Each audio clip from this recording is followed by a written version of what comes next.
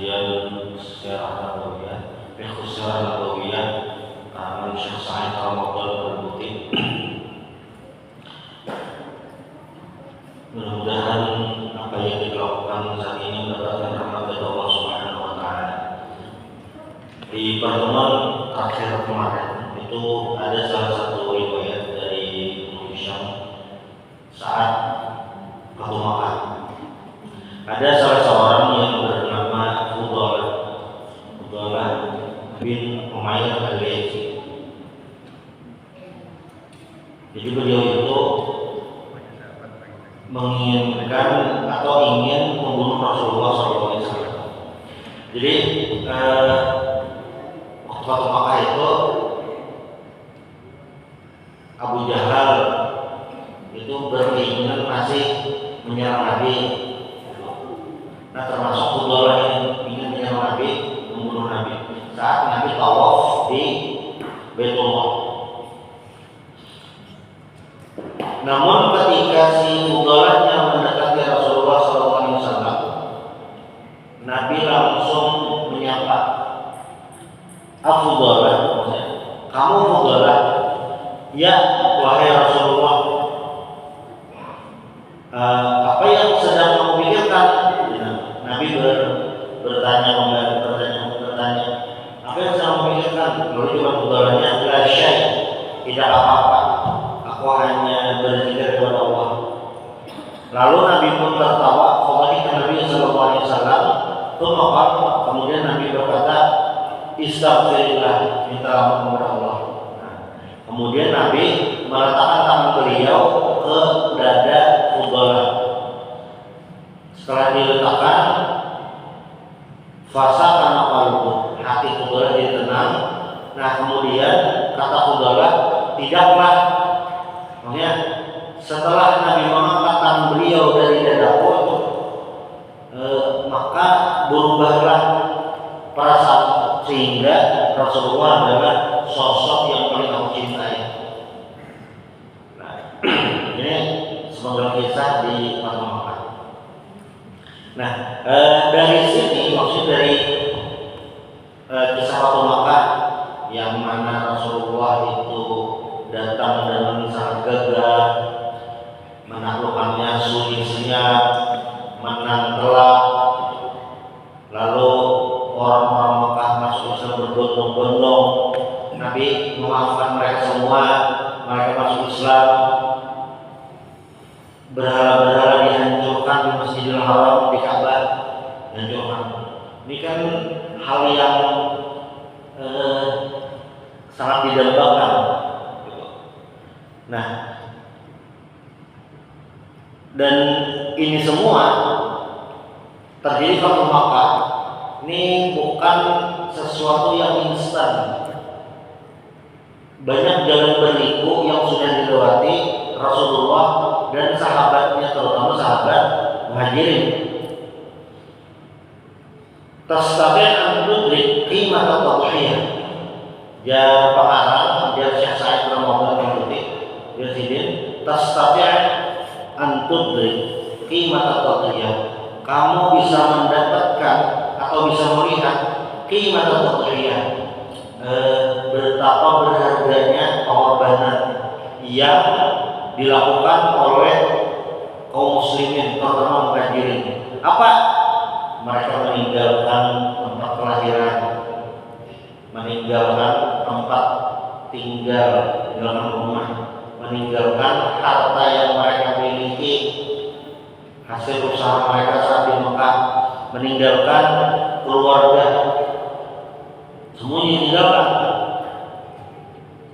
fi sabilil Islam, karena Islam. Ini sulit kita membayangkan bagaimana sahabat itu mau memilih iman, meninggalkan semua yang dimiliki. Ini secara kisah mudah loh, cuma kalau kita lihat di lapangan sangat sulit. Makanya sahabat ini sangat luar biasa. Fala yadhi'a syai'un min dzalika kulli min baqiyil Islam. Tapi itu semua perjuangan, pengorbanan yang dilakukan oleh para sahabat itu semua jadi kayak sepadan, tidak sia-sia saat apa? In baqiyal Islam, apabila Islam tetap bertahan. Ini juga yang dicontoh oleh ulama-ulama dulu ketika berdakwah sampai di Indonesia. Jadi bilanya yang mencek lagi sejarah Islam sampai ke Indonesia itu dengan berbagai macam sumbernya, salah satu sumber yang disepakati ulama-ulama Islam di Indonesia adalah Islam sampai Indonesia ini memang dari Arab. Itu kan perjalanannya panjang melewati Samudra Hindia, dan mereka itu tidak sekali datang, maksudnya banyak rombongan berapa kali datang melewati Samudra Hindia, sehingga mungkin di beberapa tempat mungkin di Gujarat, sehingga bisa di Persia, itu sehingga sampai akhirnya ke Indonesia. Itu kan pengorbanan juga, dan mereka tidak sampai di Indonesia berdakwah sekaligus tinggal di Indonesia, bukan untuk kembali. Nah itu yang kami mengorbankan itu semua. Jadi apa yang dikorbankan para sahabat sehingga bisa terjadi Fathu Makkah ini memang penuh perjuangan. Nah, tapi walakinna dzalika kullahu lan yughniya an sahibi syai'an in lam yakun qad baqiya lahu al-Islam. Tapi itu semua menjadi tidak berarti perjuangan-perjuangan tadi kalau orangnya tidak mempertahankan keimanan, maksudnya tidak bertahan dengan status Islamnya. Ini tentu berhubungan lawan yang semalam ada oleh tokoh penulis wahyu Rasulullah Shallallahu Alaihi Wasallam, yang mana beliau itu ya bersama Rasulullah. Cuma beliau ini dalam satu momen ternyata murtad, karena beliau Abdullah bin Sa'ad bin Abi Sa'ad. Abdullah bin Sa'ad bin Abi Sa'ad ini kan penulis wahyu Rasulullah, ikut hijrah, tapi ternyata pas di Madinah murtad. Murtadnya apa? Menulis apa ya? Menyelipkan tulisan Al-Quran yang beliau tulis itu dengan bukan Al-Quran dan beliau pergi ke Mekah. Namun untungnya saat Fathu Makkah beliau ini mendapatkan pengampunan dari Rasulullah berkat Sayyidina Utsman bin Affan radhiyallahu anhu. Kesempatan itu tidak disia-siakan oleh beliau, oleh Abdullah bin Sa'ad ini. Setelah masuk Islam beliau menebus kesalahan yang beliau miliki itu dengan banyak berjuang fisabilillah. Dalam sejarah berikutnya beliau selalu ada momen dalam perjuangan fisabilillah. Jadi ternyata apa yang sudah dikorbankan, apa yang sudah diberikan, itu kita harus tetap berdoa supaya tetap istiqomah. Yang ibarat membangun masjid itu sudah urunan, sudah ada yang memberikan wakaf, sudah ada yang donasi, berinfak, macam-macam. Tapi pas masjidnya sudah jadi, masjidnya sudah lengkap, jamaahnya kosong. Itu pengorbanan yang mengurus izin, mengurus IMB-nya, mengurus izin dari Kemenangnya, semuanya tuh itu jadi kayak sia-sia karena apa? Masjidnya ada dipakai, masjidnya tidak terpakai. Nah, perjuangan para sahabat itu semua demi Islam dan jadi sangat berharga karena tetap berada di barisan Islam. Itu. Dan ini juga Fathu Makkah ini juga tastati' an tudrik tamaman qimatal jihad wal istishhad wal mihan allati tamtat min qabli. Dan dari Fathu Makkah ini juga bisa dibayangkan mencapai fase waktu Makkah itu melewati berbagai macam ujian. Ada Sulh Hudaybiyah sebelumnya, ada Ghazwatul Ahzab yang Rasulullah melawan pasukan koalisi besar, ada Ghazwatul Uhud yang Nabi hampir meninggal di situ. Nabi terdesak pasukan kaum muslimin masyarakatnya gara-gara ada yang tidak taat, gara-gara sekelompok orang yang tidak taat kepada Rasulullah sehingga berimbas untuk semua kaum muslimin. Para sahabat juga melewati yang namanya Ghazwatul Badar, yang mana waktu itu 1:3, yang mana waktu itu rencananya tidak perang, tapi ternyata terjadi perang. Melewati itu semua, puncaknya ya waktu Makkah. Ada proses yang dilewati, ujian. Belum lagi kalau diingat di masa-masa saat di Makkah, kaum muslimin itu, orang-orang Makkah nih, kaum muslim Makkah mendapatkan embargo dari orang-orang Quraisy. Embargonya apa? Mukotaannya bagaimana? Tidak boleh ada interaksi sosial, tidak boleh ada transaksi bisnis. Kalaupun ada, maka barangnya harus dilipat gandakan harganya sehingga mahal, menyulitkan kaum muslimin. Sampai dalam riwayat itu mau makan daun ini tidak adanya.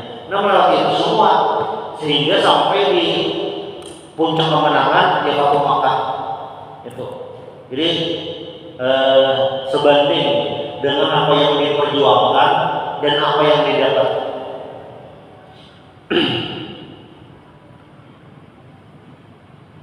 Ini semua bisa terjadi. La nasra biduni islamin sahih. Tidak ada pertolongan tanpa ajaran Islam yang benar. Wala Islam biduni ubudiyatillah. Tidak ada Islam tanpa ada sifat kehambaan. Wala ubudiyah, tidak ada kehambaan biduni badal wa tadhiyah wa dhara'at ala babihi wa jihad fi sabilillah. Dan tidak ada sifat kehambaan kecuali apa? Dengan pengorbanan, dengan lelah letih, dengan sumbangsih itu. Nah, dan di sini juga kita bisa melihat betapa pentingnya peristiwa Sulhul Hudaybiyah itu yang membuat semua. Jadi memang proses itu akan mempengaruhi hasil, dan keberhasilan yang besar, keberhasilan yang gemilang itu tidak mungkin didapat dengan instan, tapi ada rentetan peristiwa yang terjadi sebelumnya. Ada faktor-faktor yang membuat itu berhasil, termasuk waktu Makkah ini.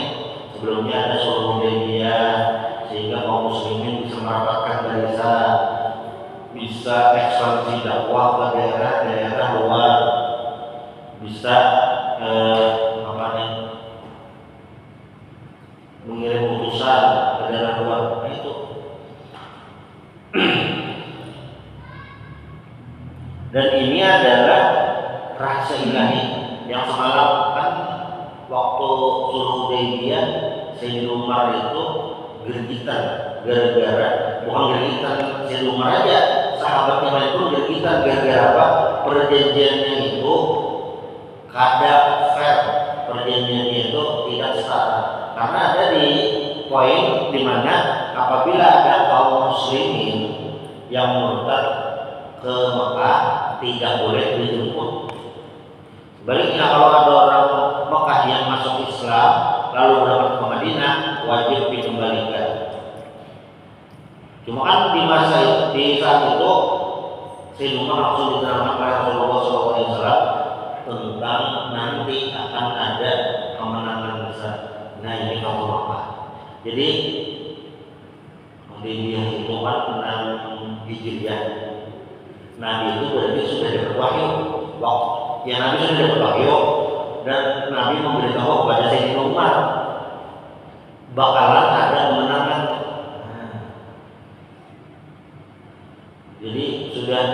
sudah ada sikap visioner kayaknya ya Pak. Faja'ala, ayatnya yang semalam, faja'ala min duni dzalika, faja'ala min duni dzalika fathan qariba, fathan qariba. Lalu juga di Fathul Makkah ini bagaimana orang-orang Islam atau yang disebut dengan muhajirin, mereka itu mustakhfiyan fi butun sya'ab wal awdiyah. Bagaimana mereka itu orang muhajirin, orang muslim Makkah ini disebut muhajirin, mereka berhijrah ke Madinah dengan sembunyi-sembunyi. Jadi kayak ibarat Fathul Makkah kayak duduk, ibarat cuplikan film itu kayak flashback momen-momen sebelumnya, momen-momen menyedihkan, momen hijrah sulit, melewati lembah, melewati gunung, sungai yang mengalir indah, kayak gitu. Cuma itu, nah, dan kaum muslimin juga saat itu sedikit. Jadi semua bentuk kesulitan ada di masa itu. Orangnya sedikit, harus meninggalkan tempat kelahiran, harta, disuruh hijrah ke Madinah, tidak bisa membawa harta, murni iman aja yang dibawa, tidak ada modal apa-apa. Ini sangat sedih. Tetapi mereka ketika meyakini Islamnya benar, ini semua akan membawa perubahan di masa akan datang, maka mereka tetap menjalaninya. Dan ada salah satu momen ini yang disebutkan oleh supaya saya terbentuk bukti, kata beliau, wa dakhala ahlul Makkah fi dinillahi afwaja. Orang-orang Makkah itu masuk Islam afwaja, berbondong-bondong. Wa aqbala Bilal al-Habsyi. Ada momen di mana Bilal bin Rabah al-Habsyi itu kan Bilal waktu di Makkah dulu disiksa karena beriman. Bilal kan beliau muda disiksa oleh tuannya Umayyah bin Khalaf karena beriman sampai dijemur gitu. Tetapi waktu Fathul Makkah sangat kontras yang terjadi. Apa? Beliau disuruh oleh Rasulullah SAW azan. Di mana? Di atas Ka'bah. Di atas Ka'bah. Fasa'ida 'ala al-Ka'batil musyarrafati yunadi bi'ala sauti. Bilal yang di Makkah waktu itu tidak dihargai, statusnya itu sangat rendah.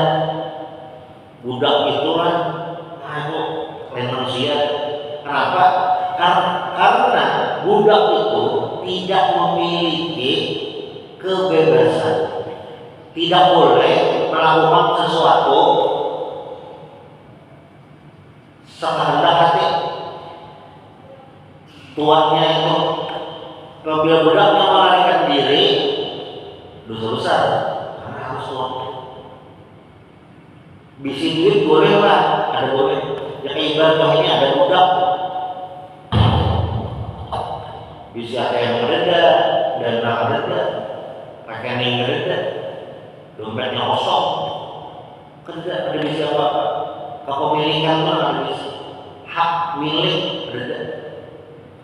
Jawaban ada bisa ngumaat di kuntik, ada pokoknya, ada bisa apa? Itu budak. Hendak kesini, rawat, karena itu saking rendahnya manusia, kayak sama kayak binatang lah. Diperjualbelikan. Bila itu pernah di posisi itu, tapi waktu Fathul Makkah yang terjadi luar biasa. Ka'bah yang tempat mulia selama ratusan tahun, ternyata Bilal berdiri di atasnya seraya mengumandangkan azan, Allahu Akbar, Allahu Akbar. Di riwayat disebutkan para pengusaha Quraisy yang melihat kejadian itu kayak berkusuk dada, Kayak mengenal nafsa, ini dari budak ya jangan apa bahari melihat, ini kayak budak kita, kamu ada sahabat tuh kayak tapi itu terjadi wakil terayun modal mengabenan nas berputar. Kadang ada yang di atas, besok di bawah, ada yang di bawah, besok di atas. Bila pernah di posisi yang paling bawah saat di Makkah, tidak memiliki apapun. Ya kan budak disiksa tuannya ada bapaknya, budak seorang. Tapi apa? Tetapi pada waktu Makkah, bila memiliki posisi yang luar biasa, azan di atas Ka'bah. Dzalika shautul ladzi kana yahdis yawman ma tahta aswatil adzab ahad. Jadi suara Allah Akbar ini sangat kontras dengan momen waktu bila disiksa. Nah di tengah hari bulan Ramadan dia di bawah panas luar biasa diberikan batu besar, beliau hanya mengucap ahad sampai dibebaskan Sayyidina Abu Bakar.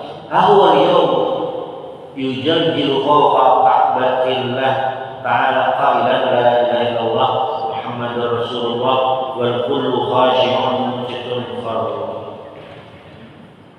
Momen Bilal berdiri di atas Ka'bah, Bilal berdiri di atas Ka'bah itu menunjukkan betapa luar biasanya Fathu Makkah. Semuanya tunduk, semuanya hening mendengarkan kumandang azan Bilal yang dulu bukan apa-apa, yang dulu tidak memiliki apa-apa, yang dulu tidak dihargai. Akhirnya waktu Fathu Makkah semuanya berubah 180 derajat. Ini yang Islam sebagai harapan luar biasa, sahabat sudah menjalaninya. Ala innaha la haqiqah wahidah la tsaniyah hiya al-Islam fama ahmaqal insan wa ma jahala innama yuqafih aw yunadil aw yujahid fi ghairi sabilil Islam. Nah, maka sangat aneh, sangat apa ya? Tidak beruntung, sangat rugi orang-orang yang berjuang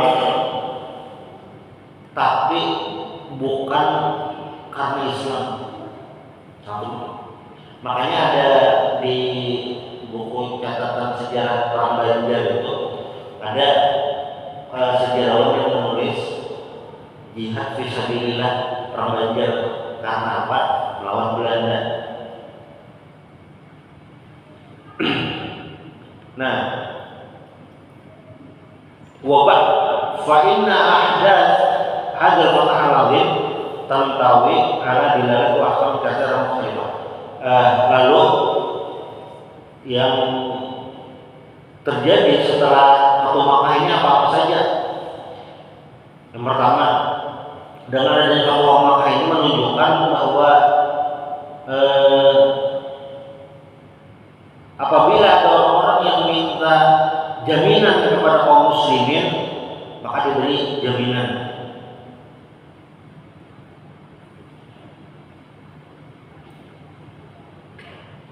Lalu yang kedua adalah ini tentang hukuman. Nah, taduluna ta'ala ala qasada bi Rasulullah maka ala yajuzu liman muslimin wa raisuhu yufajjaru bil idhar wa ladahiyan nira wa nadhir. Jadi rumusnya apabila ada pasukan musuh melanggar perjanjian, kaum muslimin boleh langsung menyerang. Karena kan rumusnya bila mau ke suatu tempat itu harus diberi tawaran, mau masuk Islam, kalau tidak mau bayar jizyah, kalau tidak mau nah baru adalah langkah itu. Tetapi di momen Fathu Makkah ini kenapa tidak ada SOP seperti itu? Karena kaum kafir Quraisy sudah membatalkan perjanjian. Jadi kalau dia langsung serang. Dan juga wa fi amalihi sallallahu alaihi wasallam dalil ala mubasyarat al-ba'd bi aqdil ahd bima sabati mubasyarat al-jami' dzalik. Keterlibatan Bani Bakar dan sebagian Khuza'ah itu jadi patokan bahwasanya siapapun yang melanggar perjanjian atau siapapun yang masuk di tanda tangan perjanjian tersebut, kalau melanggar itu berarti termasuk melanggar perjanjian secara keseluruhan. Kan yang menyerang Bani Khuza'ah pada awalnya Bani Bakar, bukan Quraisy yang memiliki inisiatif, tetapi itu sudah dibukti bahwasanya orang Quraisy membatalkan perjanjian, yaitu perjanjian Hudaybiyah tadi. Nah, dan yang berikutnya juga mungkin penutup pada hari ini, ada salah seorang tokoh yang kemarin sudah kita sebutkan, Hatib bin Abi Balta'ah. Hatib bin Abi Balta'ah ini kan orang dekat Rasulullah. Beliau juga yang diutus mengirim surat ke Mesir, Raja Muqawqis.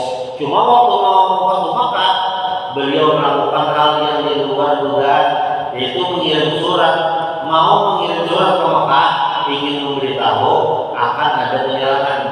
Cuma kan karena Nabi sudah dapat wahyu, ada pergerakan ini, akhirnya Nabi menyuruh Sayyidina Ali dan Zubair untuk menangkap pengirim pesan. Nah, tapi kan setelah diketahui, setelah itu ditangkap, si sahabat Nabi Hatib bin Abi Balta'ah ini diwawancara, ditanya, kenapa melakukan yang seperti itu? Kalau dengan alasan kan ini. Pada akhirnya Hatib bin Abi Balta'ah ini diampuni. Karena apa? Oh, ternyata karena beliau veteran Badar. Gitu. Nah, itu beberapa hal yang terjadi waktu Fathu Makkah. Lalu bagaimana yang terjadi setelah Fathu Makkah? Apa langkah-langkah Nabi ketika sudah melakukan Fathu Makkah ini? Apakah beliau menetap di Makkah atau OTW ke tempat lain? Mungkin akan kita sambung insyaallah